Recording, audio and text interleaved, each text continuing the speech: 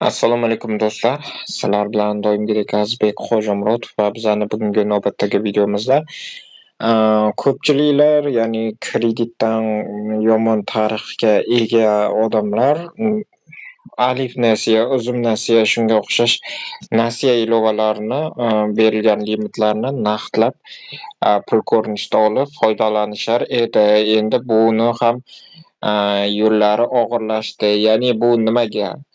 Avtomatik pul yechish 1 apreldan boshlab, ya'ni taqiqlandi, ya'ni taqiqlanmadi, ya'ni qisman taqiqlandi desak ham bo'ladi. Ya'ni yordam pullari, pensiya, boshqa-da ijtimoiy himoyaga muhtoj qatlamlarga yordam pullari, ya'ni nogironligi bo'lgan, xullas, davlat yordam sifatida ajratadigan pullarni baraka plastik, ya'ni ijtimoiy kartaga beradigan bo'ldi. O'shaning uchun endi odamlarni pullarini avtomatik kartasidan yecholmaydi. Keyinchalik ham bu ijtimoiy karta keyinchalik davlat ishida ishlaydiganlar va boshqa odam, ya'ni ishxonalarni ham qamrovi kuchayishi mumkin. Aynan o'sha davlat anaqasi bo'lmasa ham, ishchilari olmasa ham boshqa qolgan anaqalarga tarqalishi kutilmoqda. O'shaning uchun nasiyalar, ya'ni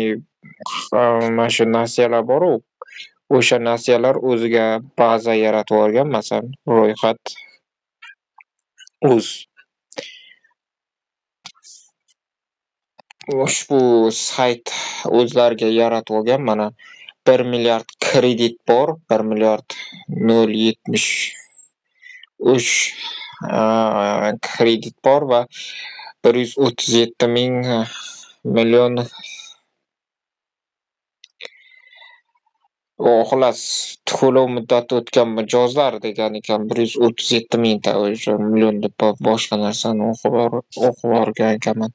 Xo'p, endi bu yerda tushuntirib o'tib ketadi. Mana hammasi Ali, Uzum, mana shu ro'yxatdan kim foydalanadi deyapti-yu. Mana shu nasiya ilovalar hammasi mana shu anaqadan foydalanadi. Ya'ni bu yerda o'sha nasiya ilovalar, masalan, sizni tarixingiz yomon bo'lsa, mana shu yerga kiritgan bo'lsa, qolgan anaqalar, ya'ni foydalanuvchilar bermaydi. Masalan, 5-6 ta do'konlar birlashib oladi-yu, masalan, mahallada bitta qarzga, nasiyaga olib to'lamay yuradigan odamni keyinchalik bitta maslahat qilib, keling, o'sha odamga qarzga narsa bermaymiz, hech qachon qarzini to'lamaydi degan ish kabi shunaqa omil tutadi bir-biriga.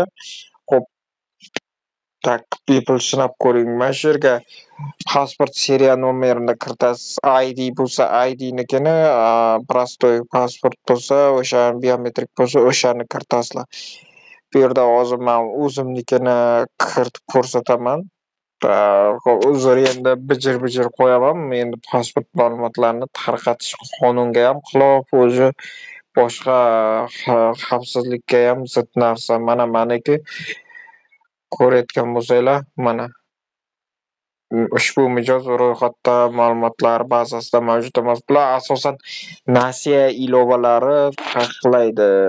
Kimdaki mana shu yerdan o'zinikini tekshirib ko'rsin, ya'ni nasiya ilovalar o'zi qora ro'yxatga kirgansiz yoki boshqa deb sizni nomingizga limit chiqarib bermasa yoki boshqa narsa olinmasa, o'sha limitdan foydalana olmayotgan bo'lsanglar, ushbu saytda tekshirib ko'ringlar. Ro'yxat.uzda tekshirib ko'rsanglar, bemalol o'sha yerdan ma'lumotlarni qidirishingiz mumkin.